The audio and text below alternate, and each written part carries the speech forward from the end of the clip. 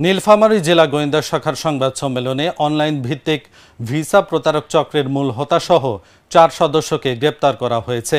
সোমবার দুপুরে জেলা গোয়েন্দা পুলিশের কার্যালয়ে সংবাদ সম্মেলনে পুলিশ পরিদর্শক আক্তার হোসেন জানান, 22 জুন শরীয়তপুর জেলার ডামুড্ডার বাসিন্দা নয়ন অনলাইন ভিসার প্রলোভনে পড়ে 19,10,000 টাকা প্রতারণার শিকার হন।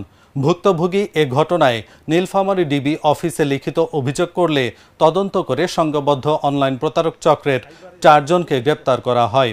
প্রাথমিক জিজ্ঞাসাবাদে আসামিরা অনলাইন ভিসা ও বিদেশে কর্মসংস্থানের মিথ্যা আশ্বাস দিয়ে সাধারণ মানুষের কাছ থেকে লাখ লাখ টাকা হাতিয়ে নেওয়ার কথাও স্বীকার করেছে বলে জানান তিনি। এই ভিসা প্রতারণার শিকার মোহাম্মদ নয়ন 29, পিতা মৃত আলাউদ্দিন সোয়াল, সাং দক্ষিণ ডামুড্ডা থানা, ডামুড্ডা জেলা শরীয়তপুর, আমাদের নিকট একটা লিখিত অভিযোগ দেন যে তার নিকট থেকে ভিসা প্রতারকরা 19,10,000 টাকা অনলাইন প্রতারণার মাধ্যমে ট্রানজাকশনের মধ্যে নিচ্ছে।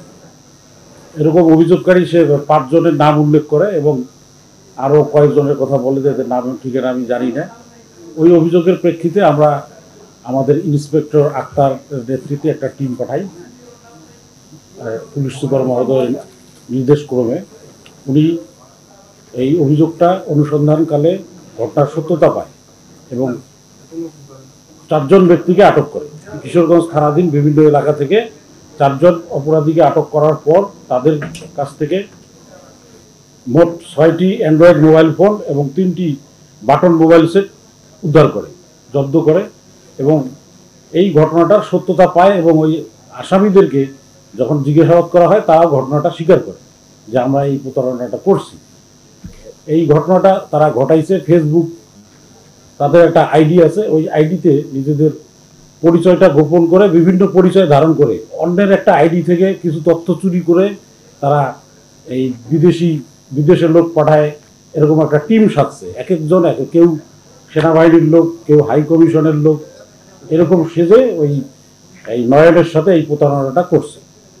পরবর্তীতে আমরা যখন আটক করলাম, আটক করার পরে কিশোরগঞ্জ থানায় নিয়ে গিয়ে আমরা একটা মামলা দায়ের করাই। মামলাটার নাম্বার হচ্ছে 22, তারিখ 22/6/25 খ্রিস্টাব্দ, ধারা 17(2), 18(2), 21(2), 22(2), 24(2), 27(2) সাইবার সুরক্ষা অধ্যাদেশ 2025 এবং তৎসহ বাংলাদেশ পেনাল কোডের 417, 406 এবং 20 ধারা সংযুক্ত আছে। এখন মামলাটা আমরা জেলা গোয়েন্দা শাখা তদন্ত করতেছি। যদি তদন্তকালে এই ঘটনার সাথে অন্য কোনো ব্যক্তি যুক্ত থাকে, আমরা যদি কোনো ডিজিটাল প্রুফ পাই তাহলে অবশ্যই তাদেরকেও আমরা এই তদন্তে নিয়ে আসবো এবং অভিযুক্ত করব এবং তদন্ত শেষে আমরা তাদের বিরুদ্ধে চার্জশিট দাখিল করব। এবং আমাদের মাননীয় পুলিশ সুপারের নির্দেশনা যে এই জেলায় কোনো ধরনের এই প্রতারক চক্র থাকবে না।